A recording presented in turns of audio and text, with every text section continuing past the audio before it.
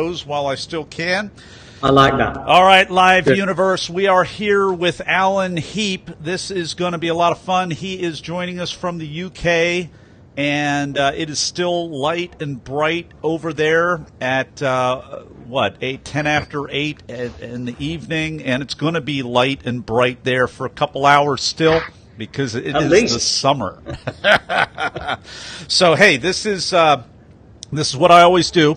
I'm not trying to be the creepy kid from The Shining. We want you to instead go over the share button and do this with your finger and help Alan spread his message of engaging and having a little bit of fun and playing the fool if you need to. So we're going to be talking about that here in just a moment. I've already read the bio. We've already tested our levels. We're pretty much ready to go. Alan, you ready to rock? Absolutely fine. Right. Ready when you are, Nathan. Well, good. All right. Well, got to get my phone ready because I don't have it on that screen. Here we are, right here. All right, we are live in 3, 2. We are live with AlanHeap. Alan, are you ready to talk? I certainly am, Nathan. Absolutely always ready to talk. And listen, of course, too. AlanHeap began his career in community theater. He transitioned through musicals, circus, and television to co-found a drama-based training company, Purple Monster. Almost 25 years on, and Alan has become a world-class facilitator and presenter who confidently blurs the lines between the stage and the audience. AlanHeap, welcome to the talk. Thank you very much indeed, Nathan. It's really good to be here. Thank you for the invitation. Your talk is called It's Engagement, You Fool. And I'm thinking that almost sounds like it comes right out of a line from Star Wars or Star Trek or something like that. Talk about blurring the lines between audience and performer. You started doing this finessing of the audience in terms of the applauding and in terms of, the emotional content of applaud. It was very, very nuanced. It was very, very fun. And then you talk about the fool's role through history as well as engagement in the workplace today. So please, Alan, take us behind the talk. Yeah. So I guess it started as these things often do. I was asked to put forward an idea for the TEDx talk here in Leamington, in my hometown, and I thought that'd be a great idea. But like you do, then you go, and what will I talk about? what on earth? And I think two reasons it came up. One, I love to play with audiences, and that's my thing. And so I wanted something that would engage the audience and show that it's that's my work and it's my life. And as I started in theatre, but I didn't start in a traditional proscenium arch theatre. I started in schools and touring around all sorts of different places where sometimes the audience were in the middle of your show. They were kind of right there with you. So I've always liked that engagement. And then I think at the moment there's something about sort of modern times where I did firmly believe that the role of a fool is many-fold, but principally to kind of send up and make sure that people don't take themselves just too seriously. And I think in today's age, I think we have got to a point where we are taking ourselves a little bit too seriously. And we need some fun out there. And also that this idea that the fool kind of sat alongside the ruler, that was kind of what I wanted to see. Now we keep them at distance, and I don't think we should. So that was the serious point to it in a funny way. Yeah, well, it's fun to see how you really brought that piece in. I think who were some of the fools that you mentioned? You alluded to Russell Brand kind of playing that role in some of his characters. Who are some of the other people in modern day times that you see kind of encompassing, impersonating, embodying is the word I'm looking for, that role of the fool in our movies or in our modern culture, Alan? Yeah, that's really fascinating. And actually, I think probably thinking about the American culture as well as the UK culture. I think, particularly we might look at it as sort of stand-up comedians who are having fun at the expense of our politicians. I think probably if I was thinking about that in the US, I think about some of those fantastic talk show hosts that you guys have that really, really take it on, and they do brilliantly in all sorts of different ways of satire and different ways of kind of, laughing at and sending up, right now, the current administration. That would be fine. And I think there's plenty of them. My worry is not so much that they're not great and really good at it. It's just they're not there. They don't have to interact with, I guess whether it's your president or our prime minister. They don't get to do that. Mm-hmm. That's not what they do. They get to do it at a sort of fairly safe distance, and actually, like you and I are, through a screen. So, it kind of, however funny it is, and we can laugh at home and sit and really enjoy them being sent up, that criticism, that feedback isn't happening to the people who are in charge. It's not happening to the authority. I think that's the bit that's missing for me. Yeah, so it's really a proximity issue. It's not enough just to go on the record and blast it over the media or a screen. We expect the media to do that. We expect the talk show, the Saturday Night Live, Alec Baldwin, yes. Whoever it is to do that, but they're not actually on the premises kind of challenging and it's a time delay is really what it is, because you see what happened the previous night, and then you got your Twitter account and you can dismiss or fire back, and then they have to wait another week. It's almost like the other way around here in the United States, where there's very much a kind of a war of words on Twitter and social media coming from all kinds of unexpected places. And actually, that is extraordinary. I mean, no matter what your political viewpoint is, this kind of whole Twitter thing is amazing. And it is as well. It's not just Trump, actually, but if you look at some of the things that we followed here on Twitter, I'm a Twitter user, and I like Twitter. I love to follow it. It's great fun. But actually, it was Obama, I think, for us, that began a whole bunch of that interaction. And if you ask a lot of folk in the UK here, they will just tell you just great things about following Obama, following the humour, following Michelle. All that stuff became suddenly really interactive and possible and quick. And actually, I think that has made a difference. Now, what we were then not expecting, I mean, again, I'm sat here in the UK, I'm not getting it full on like you guys, but it seems that the current president seems to kind of run the country with Twitter. That can't really be true. I can't really believe it, and yet it is there in front of me. It is looking like that. That's how it's kind of coming over the Twitter sphere, I suppose, for us. Fascinating. Tony, what do you think of the role of like satire media sites like The Onion, and then there are related ones? I think the New Yorker does something kind of an offshoot like that. Is that kind of having a role here, or what are your thoughts? Definitely, and again, I think you've said it yourself there. There's this kind of little pause. There's something in between where I can enjoy that. I can really enjoy the satire, really enjoy the fun. I kind of go, oh, look, there's a guy here who's kind of sending up the news, and isn't that fun? But actually, it's still quite passive.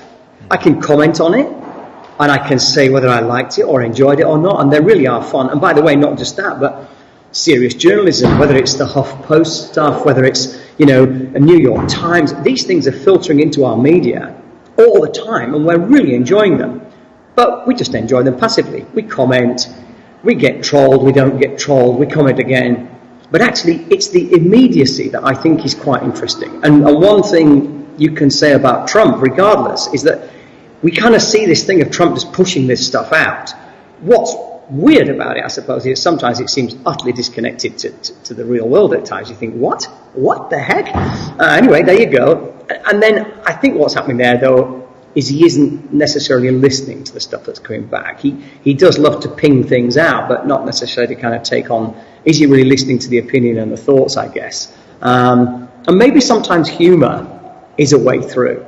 That's what I do believe. You guys as well, you have, I think, good examples. I forget, there's something that the president has to do, like attend a particular banquet or something of that nature, where it's kind of, it's okay, guys. It's open day now. You can say what you like, do what you like. That's the correspondence dinner, and this administration actually has yet to attend one. He has kind of been somewhere else the last 2 years. Right. Okay. So there's that sort of that says it all, doesn't it? Because actually, that is the perfect. That's when the fool is in the room. The fool is in the room, and they're going to say the stuff that you weren't expecting to be said. Sometimes we see that, I guess, at things like the Golden Globes, or we see it in the Oscar ceremonies, or things of that nature, and we love it. But again, it's kind of, that's just preaching to the choir.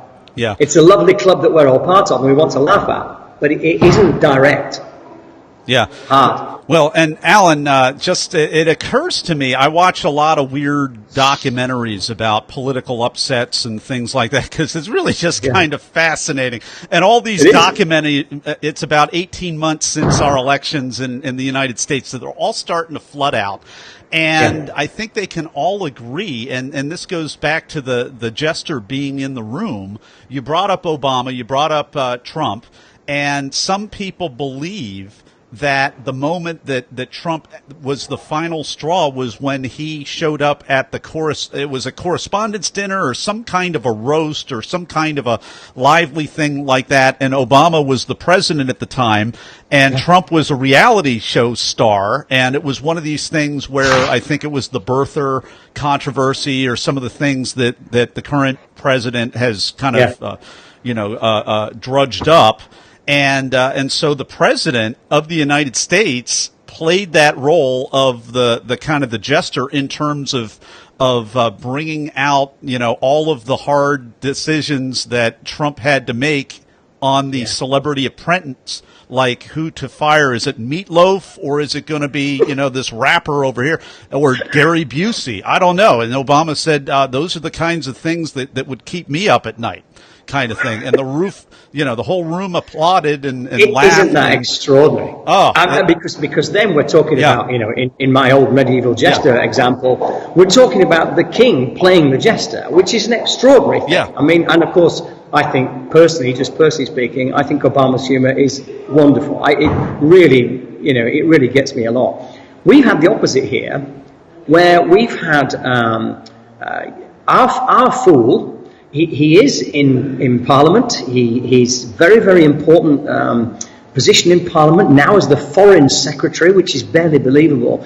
But Boris Johnson is a buffoon. He's a clown of the kind of old circus variety. With a kind of just funny wig and impossible movement. And what on earth is he doing? What's going on? When he did the sort of, handover ceremony for the Olympic Games and so on, we went, what is happening here? This guy represents us. This just can't be real. And yet there's this also, because he is a fool, he has a likable quality. Now that's really strange as well. I mean, because sometimes we look at the politics here and think, nah, this is just not great. But we look at the character he's playing and think, but this is funny. This is kind of okay because it's amusing me. So it's really mixed territory, that. I mean, I'm not quite sure how to take it myself. I don't know. We've been enjoying this very riveting conversation with Alan Heap. His talk is called It's Engagement, You Fool. And in just a moment, we're going to return right back. But we're going to pivot over to you, Talk Universe, because it's just about time for the Blitz Round. And we're back with Alan Heap. It is time for the Blitz Round. This is the part where we pivot to you, Talk Universe, because I'm going to ask Alan a series of either-or questions related to the preparation and performance of his recent, I believe it was a TEDx Leamington Spa talk. So here's the first question. Are you ready, Alan? I think I am. I hope I am. Hey, are you a memorizer, an improviser, or a blender? Improviser mostly, but I did memorize for the TEDx talk. Yeah. How did that serve you? Yeah, it was different. It was a different discipline and really fun. I mean, really, really fun. I love improvising. I love to be in the moment, which I really enjoy. But to be ready for the camera and to get that right and to make sure, I suppose, there's fewer and that you could do, I really did get it down. I memorized it as a speech, and I played around a little bit, but not much. So, I mean, you're used to improvising, doing trainings all the time. For this kind of a talk, Alan, did you have nerves, or were you in the zone, or neither, or both? That's a beautiful question. You know what? A little bit of both. And I saw something recently which I wish I'd known at the time. There was a beautiful Simon Sinek. Is it Simon Sinek? Yes, Simon Sinek, yes. Sinek, I beg your pardon, Simon Sinek. Yeah. Who gave a great piece of advice, and I thought it was the best advice I'd ever heard. He said, if you think you're nervous, remember that the symptoms of nervousness are just those of excitement. And be excited, and change the narrative backstage to excitement. And actually on the day, I kind of did that. I just happened to do that almost by accident. So I was really looking forward to having fun with the audience, and that settled me down pretty quickly. And then I got into flow, and I did feel a few times pretty good flow on the day. Alan, what's a tip, a technique, or a tool that helped you? Yeah, that's a really good one. I think for me, I said before, blurring the line between me and audience, it really helps me. Not everybody, but helps me. So the one tip or trick I give right at the beginning, anybody who's ever starting a talk to anybody or a facilitation or a meeting, anything, just remember you can always go, hello. Wait and let the audience say hello back. Some will, some might not, a lot might. Sometimes audiences are nervous and worried, and then they say a lot suddenly, and you go, okay, I know where you're at. And it's a good little tester. Just have a little word with them at the beginning, something. It's why comics do warm-up, or they have warm-up folks coming on for them. It's really important to get that audience ready. Oh, for sure. Last question. What's the most unexpected, strange, or just plain weird thing that happened during or right before your talk, Alan? You know, that is a brilliant one, and it's a really easy one for me. There was a guy on before me, a talk, and I'm going to remember his name now, Jeff Thompson. And it was a wonderful talk, actually. It was an extraordinary talk about his life and how he'd moved from being sort of a factory worker to a writer and producer of movies, which is like, wow, you know. And we'd seen him do the talk lots of times, and he was word perfect, absolutely perfect. And he got about kind of 5 minutes in and just completely blanked. And he really stunned everybody. The audience was stunned, he was stunned, no one quite knew what to do. And he just went, whoa, and the guy came on who was organising and said, it's fine, we'll just do it again.